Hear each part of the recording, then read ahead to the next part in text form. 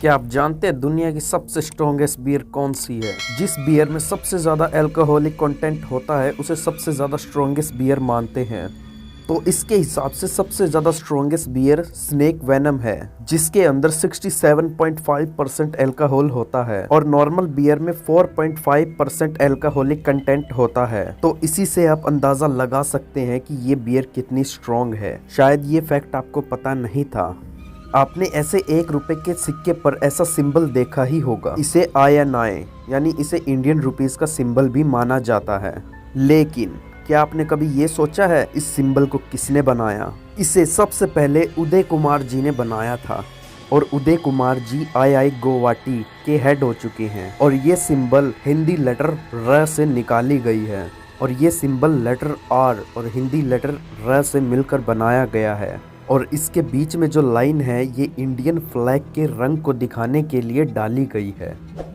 और इसी बात पे वीडियो के लिए एक लाइक तो बनता है। अब ये जो फैक्ट है ये कुछ हॉरर टाइप है। 1978 में ऑस्ट्रेलिया के ऊपर से एक हवाई जहाज उड़ रहा था, पर अचानक से वो गायब हो गया। उस जहाज़ के पायलट ने अपने लास्ट कम्युनिकेशन में ये कहा, यानी कि हमारे हवाई जहाज के ऊपर एक अजीब एयरक्राफ्ट उड़ रहा है।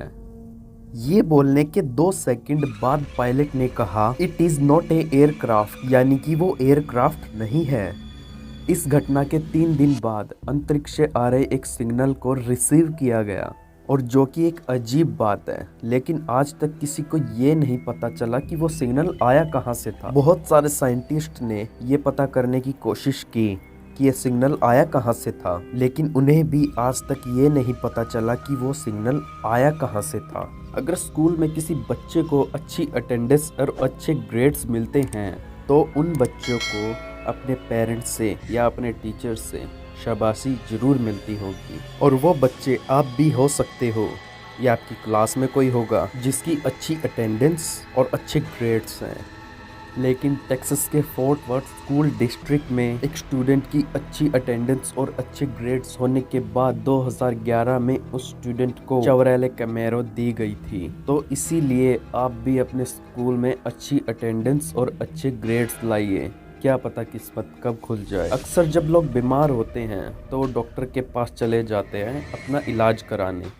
चलो ये तो हो गई एक कॉमन बात, लेकिन 17वीं सेंचुरी में लोग जब बीमार होते थे तो वो एक पेड़ के तने पर एक सिक्के को ठोक देते थे, ये सोचकर कि वो ठीक हो जाएंगे। और उस ठुके हुए सिक्के को कोई अगर बाहर निकाल देता था तो वो भी बीमार हो जाता था। आप इस इमेज में इस पेड़ को देख सकते हो।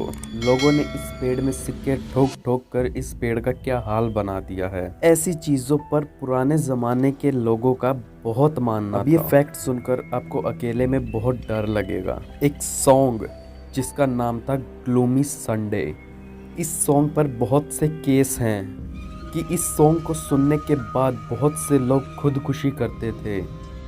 जिन्होंने इस सॉन्ग को लिखा था रेसेजो सीरिस, उन्होंने भी इस सॉन्ग को सुनने के बाद खुदकुशी कर ली थी, लेकिन विंडो से कूदने के बाद भी वो बच गए थे। फिर उनको हॉस्पिटल ले जाया गया, लेकिन उन्होंने एक वायर का इस्तेमाल करके खुद को ही मार डाला। बहुत से लोग इस सॉन्ग को सुनने के बाद ब्रिज से कूदते थे, कुछ लोग तो खुद को गोली ही मार लेते थे। 1997 में इस सॉन्ग की गायिका बिली मैककेंजी, उन्होंने भी इस सॉन्ग को सुनने के बाद आत्महत्या कर ली थी। और उन्होंने ये भी कहा था, अगर आप इस सॉन्ग को बिना लिरिक्स के भी सुनोगे तो आपको नींद आ जाएगी। इतना सब देखने के बाद BBC ने इस सॉन्ग को ब्रॉडकास्ट होने से बंद कर दिया। और इस गाने को हंगेरियन सुसाइड सॉन्ग के नाम से भी जानते हैं। फेमस पेंटर पेब्लो पिकासो को कौन नहीं जानता। इनकी पेंटिंग्स पूरी दुनिया में मशहूर हैं और ये बहुत ही अतरंगी टाइप की पेंटिंग्स बनाते थे। और इनकी बहुत सी पेंटिंग म्यूजियम में लगाई गई हैं, जो कि बहुत से लोग देखने आते थे। बहुत से लोगों को इन पेंटिंग्स का मतलब समझ में नहीं आता था और इसके चलते बहुत से लोग पेब्लो पिकासो से इन पेंटिंग्स का मतलब पूछते थे।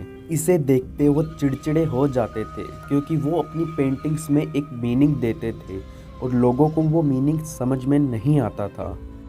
और फिर वो अपने पास एक गन रखते थे कि जब भी कोई लोग उनसे इस पेंटिंग का मतलब पूछने आए तो वो उन्हें ये गन दिखाकर डरा देते थे।